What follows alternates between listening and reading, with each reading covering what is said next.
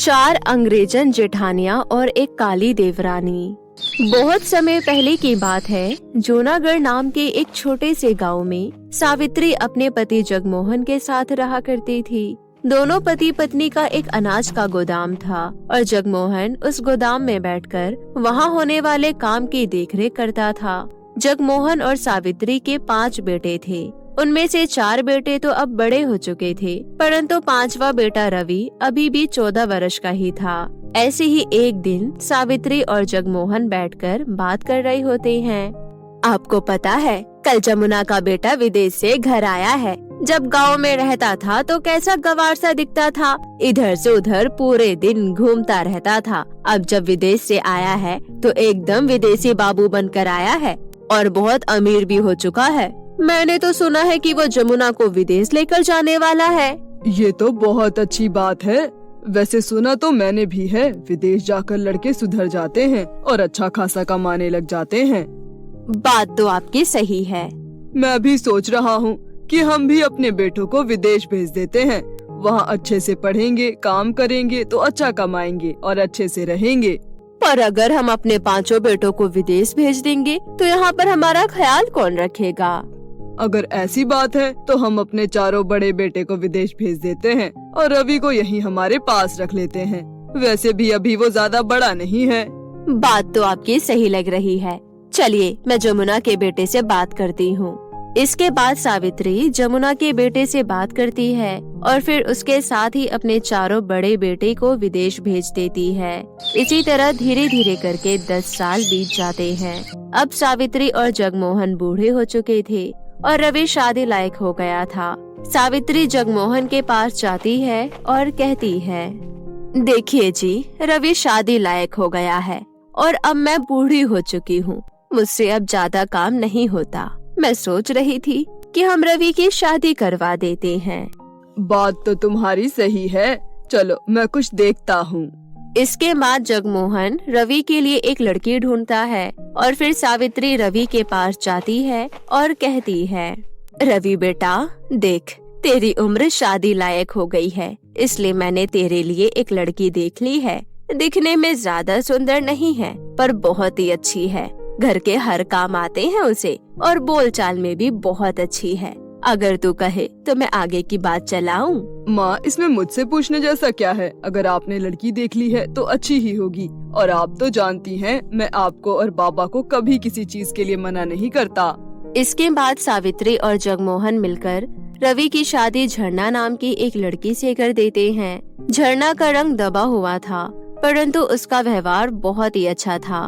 उसने आते ही पूरे घर को संभाल लिया था।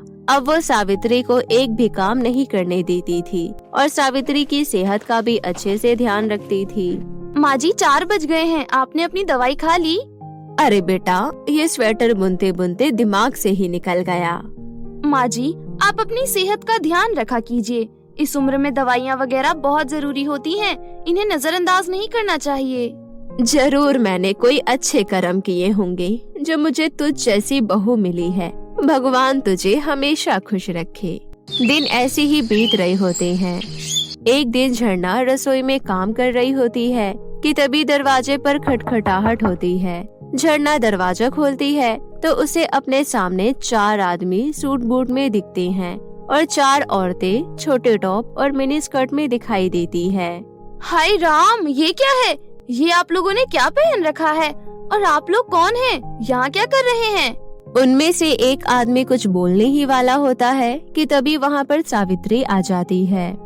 झरना, ये 4 मेरे बेटे हैं, पर ये 4 लड़कियाँ कौन हैं? और ये इन 4 ने कैसे कपड़े पहन रखे हैं? इनको कोई लाज शर्म है या नहीं? यहाँ सारे आदमी खड़े हैं और ये इतने छोटे छोटे कपड़ों में यहाँ खड़ी है। तभी सावित्री का एक बेटा कहता है, माँ, ये 4 आपकी बहुएं हैं और ये सब विदेशी हैं और हमने इनसे शादी कर ली है। हे राम, तुम लोगों का दिमाग खराब हो गया है क्या? ये बच्चों जैसे कपड़े पहनने वाली मेरी बहुएं नहीं हो सकती, बिल्कुल नहीं हो सकती। माँ जी, हमें आशीर्वाद दीजिए, हम आपकी ही बहुएं हैं और आज से हम सब आपके साथ रहेंगी। आपके बेटे ने हमें हिंदी भी सिखा दी है, इसलिए आपको हमसे बात करने में भी कोई परेशानी नहीं होगी। सावित्री कुछ नहीं कहती और अपने सर पर हाथ रखकर वहाँ से चली जाती है। क्योंकि चारों बहुएं विदेशी थी, इसलिए चारों के अंदर घमंड कूट कूट कर भरा हुआ था। परंतु सबसे ज्यादा दिक्कत तो झरना को ही झेलनी पड़ती थी, क्योंकि वो चारों अंग्रेजन जेठानियां एक साथ हो जाया करती थी और झरना को हमेशा अलग कर दिया करती थी और उसका हमेशा ही मजाक उड़ाया करती थी। तभी एक दिन जूली अपने कपड़े झरना को दे देती है और कहती है, जो मिस देवरानी, ये मेरे कपड़े हैं, इन्हें अच्छे से धो दो। इन पर बिल्कुल भी धूल मिट्टी नहीं रहनी चाहिए। वैसे भी इस गांव में आते ही मेरे पूरे कपड़े मिट्टी मिट्टी हो गए हैं। ठीक है, आप सभी अपने सारे कपड़े इस बाल्टी में रख दीजिए, मैं आप सभी के कपड़े धो दूंगी। इसके बाद झरना सारे कपड़े लेकर छत पर चली जाती है और उन्हें पटके की मदद से पटक पटक कर धोने लगती है। तभी वहाँ पर मैरी आ जाती है और कहती है, ये तुम क्या कर रही हो? इस तरीके से तो हमारे सारे कपड़े बेकार हो जाएंगे। सच में शक्ल और अकल दोनों से ही बिल्कुल गवार हो। मैं तो ऐसे ही कपड़े धोती हूँ और यहाँ गांव में इसी तरह कपड़े धोए जाते हैं। छोड़ो मैरी, हमारी ये देवरानी बिल्कुल उस भैंस जैसी है, शक्ल में भी और अकल में भी। ऐसा कहकर झरना की दोनों जेठानियां वहाँ से चली जाती है। परंतु झरना को उनकी बातें काफी बुरी लगती है। दिन ऐसे ही बीत रहे होते हैं। एक दिन चारों अंग्रेजन जेठानियां मिलकर झरना को बेइज्जत करने का प्लान बनाती है और चारों एक साथ झरना के पास जाती है। झरना, हम सब अपनी फ्रेंड के पार्टी में जा रहे हैं। हमने सोचा तुम्हें भी साथ लेकर चलते हैं। तुम हमेशा घर में काम करती रहती हो और हमारे साथ कहीं नहीं जाती। अगर हम 5 बहुएं एक साथ जाएंगी तो अच्छा इम्प्रेशन पड़ेगा। ठीक है, मैं जरूर चलूंगी। इसके बाद झरना गांव के तौर तरीकों के अनुसार चटक रंग की साड़ी पहनकर पार्टी में चली जाती है। पार्टी में सभी वेस्टर्न ड्रेस में होते हैं। ये देखकर झरना को थोड़ा अजीब लगता है। तभी उन चारों अंग्रेजन जेठानियों की एक फ्रेंड, जिसका नाम कियारा होता है, वो वहाँ आती है और कहती है, So girls, are you enjoying the party? चारों अंग्रेजन जेठानियां तो हाँ में सर हिला देती है, परंतु अनपढ़ होने के कारण झरना को कियारा की कोई बात समझ नहीं आती। Are you okay, girl? I am talking to you. Yes, you, sari 1. Leave Kiara, she does not understand English. Kiara और झरना की चारों अंग्रेजन जेठानियां आपस में इंग्लिश में बातें करती रहती हैं और बीच बीच में उसकी तरफ देखकर उसका मजाक बनाती रहती है। परंतु ये सारी बातें झरना को समझ नहीं आ रही होती है, पर उसे इतना जरूर समझ आ रहा होता है कि वहाँ उसका मजाक बनाया जा रहा है। इसलिए वो उस पार्टी को बीच में ही छोड़कर घर आ जाती है और घर आकर अपने कमरे में चली जाती है। थोड़ी देर बाद रवि वहाँ आता है तो झरना को रोते हुए पाता है। क्या हुआ झरना, सब कुछ ठीक तो है ना? रवि की ये बात सुनकर झरना और फूट फूट कर रोने लगती है और रवि को सारी बात बताती है। ये तो भाभीयों ने बिल्कुल भी अच्छा नहीं किया। मैं अभी उनकी खबर लेता हूँ। रहने दीजिए, आप ऐसा कुछ मत कीजिए। गलती तो मेरी ही है। अगर मैं ऐसे गवार ना होती तो उनकी बातों का जवाब दे पाती। अगर ऐसा है तो तुम्हें अभी से पढ़ना लिखना शुरू कर देना चाहिए। इस उम्र में? झरना, पढ़ने लिखने की कोई उम्र नहीं होती। बस इंसान के मन में हिम्मत और दिमाग में जज्बा होना चाहिए। झरना को रवि की बात सही लगती है, इसलिए वो अब धीरे धीरे पढ़ना शुरू कर देती है। वो दिन में पूरे घर का काम करती और रात को पढ़ती। जब भी समय मिलता रवि झरना की मदद करता था। इस तरह धीरे धीरे समय बीतता रहता है। एक दिन फिर से वो चारों जेठानियां झरना के पास आती है। झरना, हमारी एक फ्रेंड की एंगेजमेंट है और वहाँ पर कियारा भी आ रही है। उसी ने हम सबको इनवाइट किया है। क्या तुम भी हमारे साथ चलोगी? हाँ बिल्कुल, आप लोग चलिए, मैं तैयार होकर आती हूँ। फिर थोड़ी देर बाद झरना एक बहुत ही प्यारी सी साड़ी में बाहर आती है। चारों अंग्रेजन जेठानियां अपनी काली सी देवरानी को इतनी प्यारी साड़ी में देखकर हैरान रह जाती है। ये काली कलूटी तो इस साड़ी में हमसे भी ज्यादा ब्यूटीफुल लग रही है। Yes, you are right. क्या हुआ, कुछ दिक्कत है क्या? नो नो नो नो, कोई प्रॉब्लम नहीं, चलो चलते हैं, लेट हो रहा है।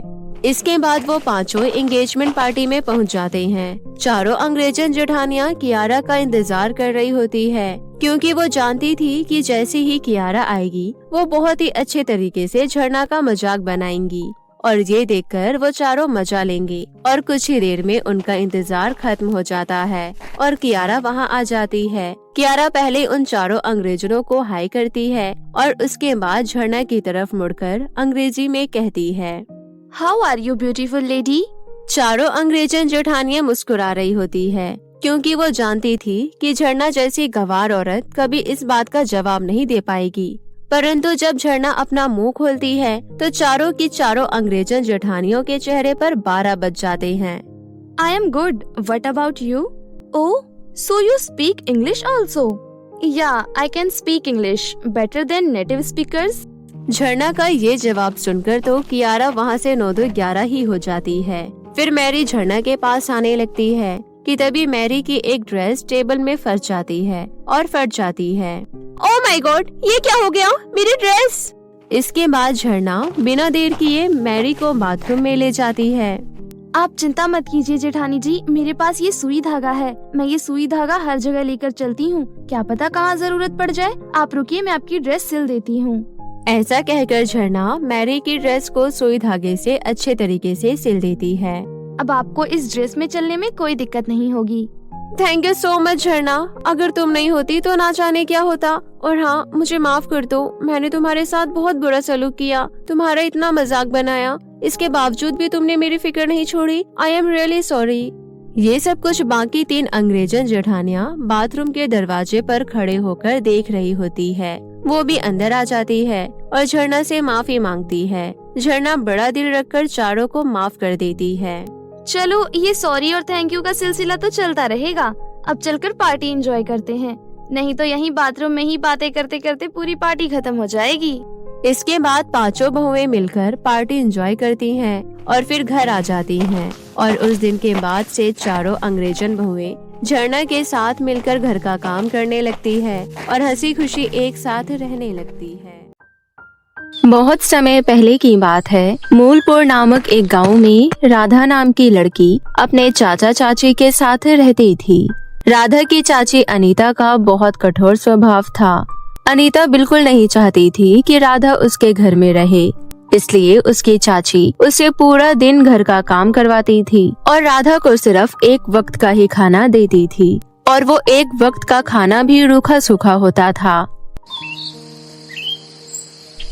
ओ राधा महारानी, इतने आराम से काम क्यों कर रही है? और सुन, आज मेरी बहन रानी आने वाली है, घर की अच्छे से सफाई कर और अच्छा स्वादिष्ट खाना बना और खाना बनने के बाद खाने के ऊपर आंख उठाकर भी मत देखना।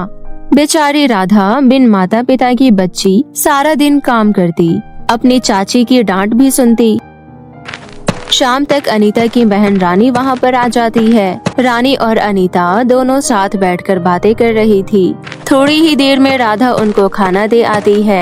थोड़ी देर बाद राधा के खाने का समय हो जाता है, इसलिए वो अपनी चाची के पास जाती है और कहती है, चाची, मेरे खाने का समय हो गया है, मुझे खाना दे दो।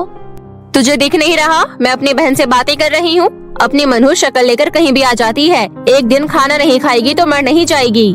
ऐसा कहकर अनीता बहुत गुस्से में उठती है और रात वाली बासी रोटी राधा के पास फेंक देती है और उससे कहती है, ले भर ले अपना पेट और दोबारा यहाँ पर मत आना।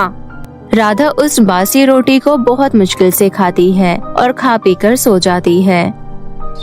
सुबह हो जाती है। हर रोज की तरह राधा अपने काम में जुट गई थी। अनीता और रानी दोनों बैठकर बातें कर रही थी। दीदी, आपने सुना है अपने गांव में एक ब्यूटी कंपटीशन होने वाला है।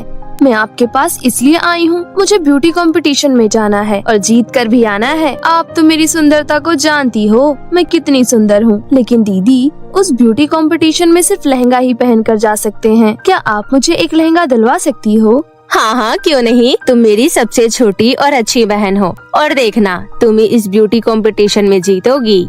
रानी और अनीता की बातें राधा सुन रही थी।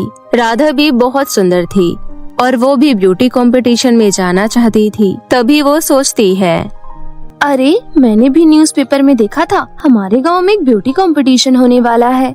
मैं ब्यूटी कंपटीशन में जाना तो चाहती हूँ, मगर पता नहीं चाची मुझे लहंगा दिलाएंगी या नहीं। लेकिन एक बार चाची जी से बात करके देखती हूँ, हो सकता है वो मुझे लहंगा दिला दे। ऐसा सोचकर राधा अपनी चाची के पास जाती है और कहती है, चाची जी, मैं भी ब्यूटी कंपटीशन में जाना चाहती हूँ। आप मुझे भी एक लहंगा दिलवा दो ना, कोई भी सिंपल सा दिला देना।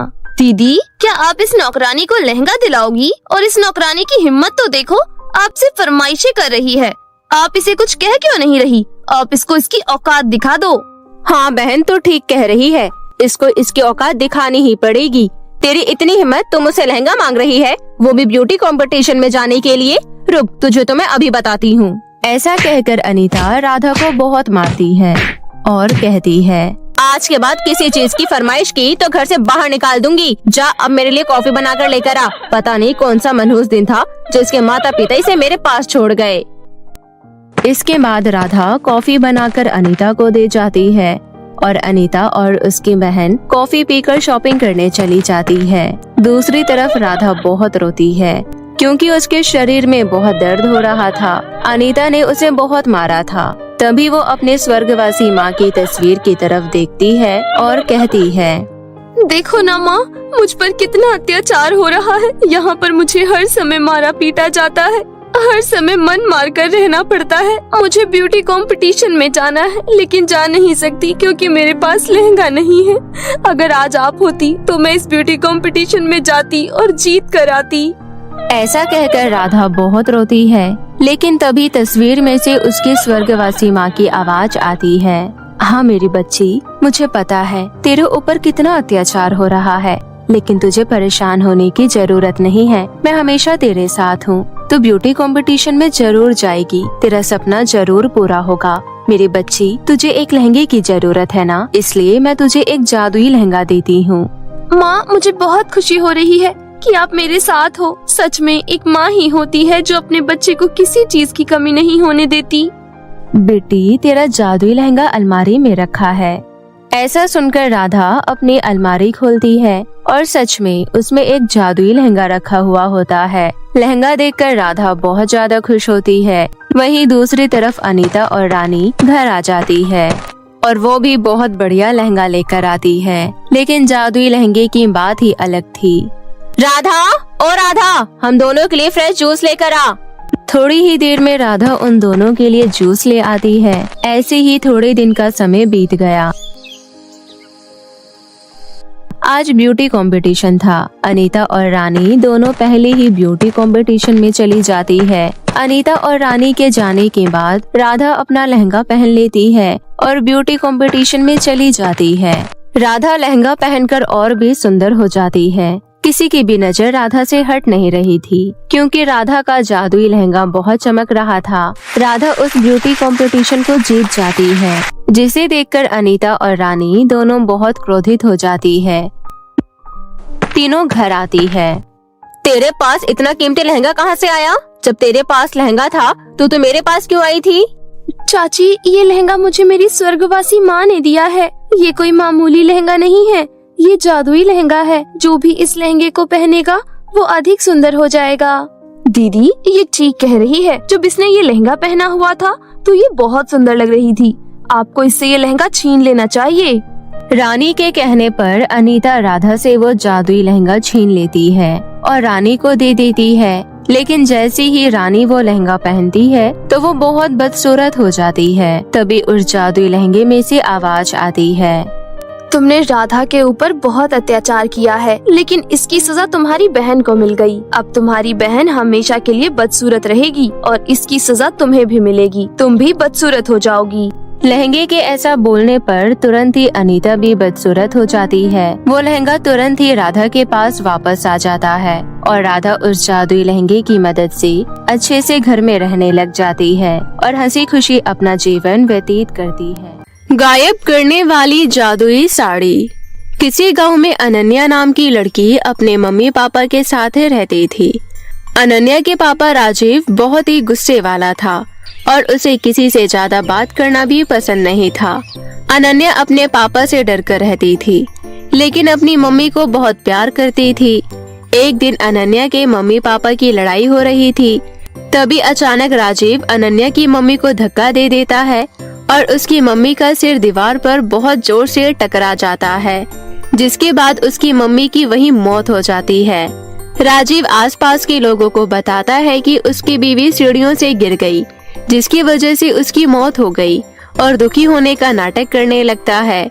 अपनी माँ के जाने के बाद अनन्या सारा दिन रोती रहती थी। वहीं दूसरी तरफ उसकी माँ के गए 1 महीने भी नहीं हुए थे और उसके पापा ने शालू नाम की औरत से दूसरी शादी कर ली। राजीव शालू से कहता है, शालू, ये मेरी बेटी अनन्या है। मैं अपनी बेटी से बहुत प्यार करता हूँ और इसका ध्यान रखने के लिए ही मैंने तुमसे शादी की है। आप बिल्कुल फिक्र मत करिए, मैं अनन्या को बिल्कुल माँ जैसा प्यार दूंगी। हाँ, मुझे तुमसे यही उम्मीद थी। इतना बोलकर राजीव वहाँ से चला जाता है। राजीव के जाने के बाद शालू अनन्या से बात करने की कोशिश करती है। कैसी हो अनन्या बेटा, मैं हूँ तुम्हारी नई माँ। नहीं, आप मेरी सौतेली माँ हो ना, और सौतेली माँ तो बहुत बुरी होती है। अच्छा जी, लेकिन ऐसा तुमसे किसने कहा? मेरी सहेली ने मुझसे कहा है कि सौतेली माँ बहुत बुरी होती है। मैं तुम्हारी सौतेली माँ नहीं हूँ, बल्कि तुम्हारी माँ हूँ, इसलिए सौतेली माँ का रट लगाना बंद करो। तुम बहुत प्यारी हो और मुझे बहुत पसंद आई हो। मेरी तो किस्मत अच्छी थी, इसलिए मुझे तुम्हारी जैसी बेटी मिली। हाँ माँ, और मेरी भी बहुत अच्छी किस्मत है जो मेरी माँ के जाने के बाद मुझे दूसरी माँ भी इतनी अच्छी मिली। शालू और अनन्या बहुत जल्दी आपस में घुल मिल जाती है। शालू घर का सारा काम खत्म करके अनन्या के साथ खेलती थी और उससे बहुत सारी बातें करती थी। इसी तरह कुछ दिन बीत जाते हैं। एक दिन अनन्या अपने अलमारी से अपने मन पसंदीदा ड्रेस ढूंढ रही होती है, लेकिन तभी उसे उसके पहले वाली माँ की एक साड़ी मिल जाती है। अनन्या साड़ी लेकर शालू के पास जाती है और बोलती है, माँ, ये मेरी पहले वाली माँ की फेवरेट साड़ी थी। आप मुझे ये साड़ी पहन कर दिखाओ ना। मैं जानती हूँ ये साड़ी आप पर भी बहुत अच्छी लगेगी। हाँ जरूर, मैं तुम्हें ये साड़ी पहनकर जरूर दिखाऊंगी। तुम यहीं रुको, मैं अभी साड़ी पहन कर आती हूँ। शालू अपने कमरे में जाती है और अनन्या की माँ की साड़ी पहनती है। साड़ी पहनते ही शालू गायब हो जाती है। तभी राजीव कमरे का दरवाजा खटखटाता है। अरे शालू, दरवाजा खोलो, मैं कितने देर से बाहर खड़ा हूँ। शालू दरवाजा खोल देती है, लेकिन वो राजीव को नजर नहीं आती है। राजीव इधर उधर देखने लगता है कि आखिर दरवाजा किसने खोला है। ये क्या, दरवाजा अपने आप कैसे खुल सकता है? और शालू कहीं नजर क्यों नहीं आ रही? शालू, कहाँ हो तुम? जी मैं यही हूँ, आपके सामने। अरे तुम्हारी आवाज तो सुनाई दे रही है, लेकिन तुम दिखाई नहीं दे रही हो। कहाँ हो? अरे यही तो हूँ, बिल्कुल आपके सामने खड़ी हूँ। अरे तुम मेरे से ये क्या मजाक कर रही हो? मुझे तो नहीं दिख रही हो तुम। तभी राजीव को दरवाजे के बाहर से आवाज आती है। दरवाजे पर राजीव के ऑफिस की एक औरत खड़ी थी जिसका नाम महिमा था। महिमा की आवाज सुनकर राजीव तुरंत दरवाजे के पास जाता है। इधर शालू को समझ नहीं आ रहा था कि भला वो किसी को नजर क्यों नहीं आ रही है। शालू आईने के सामने जाती है और देखती है कि वो शीशे में दिखाई ही नहीं दे रही है। ये कैसे हो सकता है? मैं इनविजिबल कैसे हो गई हूँ? ये सब क्या हो रहा है मेरे साथ? शालू थोड़ी देर तक सोचती है, फिर उसे समझ में आ जाता है कि उसने जो साड़ी पहनी है वो मामूली साड़ी नहीं बल्कि जादुई साड़ी है। शालू तुरंत साड़ी को उतार कर अलमारी के अंदर संभाल कर रख देती है। साड़ी उतारने के बाद शालू नजर आने लगती है। उसके बाद राजीव अंदर आता है और शालू से कहता है, शालू, कहाँ चली गई थी तुम? मैं तुम्हें कब से आवाज लगा रहा था। अरे कुछ नहीं, मैं बस बेड के नीचे सफाई कर रही थी, इसलिए आपको नजर नहीं आई। अच्छा ठीक है, वैसे मैं ये बताने आया था कि मैं बाहर जा रहा हूँ और मुझे आने में जरा देर हो जाएगी। इतना बोलकर राजीव बाहर आता है और महिमा के साथ घूमने चला जाता है। उसके बाद शालू जादुई साड़ी के बारे में अनन्या को बताती है। सच में माँ, ये गायब होने वाली जादुई साड़ी है? हाँ अनन्या, वैसे ये तुम्हारे पापा को बताना ठीक होगा कि नहीं? नहीं माँ, आप उन्हें ये सब मत बताना। माँ की साड़ी जादुई कैसे बनी, इसके पीछे कोई भी वजह हो सकती है। इस तरह दोनों राजीव को कुछ भी ना बताने का फैसला करती है। अगले दिन राजीव बहुत उदासी के साथ बैठा हुआ होता है। आपकी तबीयत तो ठीक है ना? हाँ सब ठीक है, तुम जाकर मेरे लिए एक कप कॉफी बना दो। तभी दरवाजे की घंटी बजती है। शालू दरवाजा खोलने जाती है। शालू देखती है कि राजीव की ऑफिस की दोस्त महिमा आई हुई है। महिमा को देखकर राजीव बोलता है, शालू, मुझे महिमा से एक बड़े बिजनेस डील के बारे में बात करनी है। मैं इसे अपने कमरे में लेकर जा रहा हूँ। इस बात का ध्यान रखना कि कोई हमें डिस्टर्ब ना करे। इतना बोलकर राजीव और महिमा राजीव के कमरे में चले जाते हैं। शालू अनन्या के कमरे में चली जाती है। शालू अनन्या को महिमा के बारे में बताती है और ये सब सुनकर अनन्या थोड़ी घबरा जाती है। माँ, ये औरत मुझे बिल्कुल सही नहीं लग रही है। मेरी पहले वाली माँ के मरने से थोड़े टाइम पहले भी ये घर आई थी और पापा ने बिल्कुल यही बोला था। अच्छा, फिर अब क्या करे? कैसे इन सब के बारे में पता लगाऊं? माँ, आप जादुई साड़ी पहनो जिससे आप किसी को नजर नहीं आओगी। उसके बाद आप पापा के कमरे में जाकर सब कुछ पता लगा लेना। शालू जादुई साड़ी पहनकर गायब हो जाती है और राजीव के कमरे में जाती है। शालू दोनों की बातें सुन रही होती है, जिसमें महिमा राजीव से कहती है, बेबी, तुम मेरे से कब शादी करोगे? डार्लिंग, मैं जल्द ही सब कुछ सही करके तुमसे शादी कर लूंगा। लेकिन कब राजीव? अब मैं तुम्हारे बगैर ज्यादा समय तक नहीं रह सकती हूँ।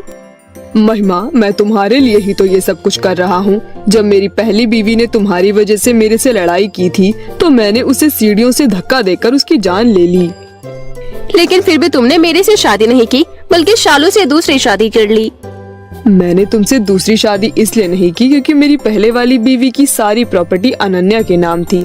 अब मैं जल्द ही अनन्या को भी मार डालूंगा। उसके बाद सबका शक उसकी सौतेली माँ शालू पर ही जाएगा। सबको पता है कि सौतेली माँ कैसी होती है, इसलिए मेरा प्लान सक्सेसफुल हो जाएगा। Wow, it is a fantastic idea. लेकिन हाँ, जो भी करना है जल्दी करो। शालू दोनों की बात सुनकर हैरान हो गई थी, लेकिन शालू चुपके से दोनों की बातों को रिकॉर्ड कर लेती है। उसके बाद शालू कमरे से बाहर आती है और जादुई साड़ी उतारकर अनन्या के पास जाती है। शालू अनन्या को राजीव और महिमा में हो रही बात बता देती है। अच्छा, मतलब इसी औरत की वजह से मेरे पापा ने मेरी माँ की जान ले ली। अब मैं इन दोनों को नहीं छोड़ूंगी। मैं अभी पुलिस स्टेशन जाऊंगी और वहाँ अपनी माँ की मर्डर की सारी रिपोर्ट लिखवाऊंगी। उसके बाद शालू और अनन्या पुलिस स्टेशन जाते हैं और शालू दोनों की बातों की रिकॉर्डिंग पुलिस स्टेशन में दिखाती है। ये सब देखकर पुलिस अनन्या के घर आती है और राजीव से कहती है, mister Rajiv and miss Mahima, both are you under arrest. लेकिन क्यों इंस्पेक्टर साहब? पहली पत्नी के मर्डर करने की वजह से आपको गिरफ्तार किया जाता है। मैंने आप दोनों की बातों की रिकॉर्डिंग सुनी है। उसके बाद पुलिस राजीव और महिमा को गिरफ्तार करके अपने साथ ले जाती है। उस दिन से अनन्या और शालू एक साथ हंसी खुशी रहने लगती है। तो मेरे प्यारे दोस्तों, कैसी लगी आपको हमारी ये कहानी? हमें कमेंट करके जरूर बताएं और इसे अपने दोस्तों के साथ भी शेयर करें। और हाँ दोस्तों, अगर आपने अब तक हमारे चैनल को सब्सक्राइब नहीं किया है तो जल्दी से नीचे लाल बटन दबाकर अभी कर ले। तो मिलते हैं आपसे फिर किसी नई कहानी के साथ। तब तक के लिए आप अपना ध्यान रखें। धन्यवाद।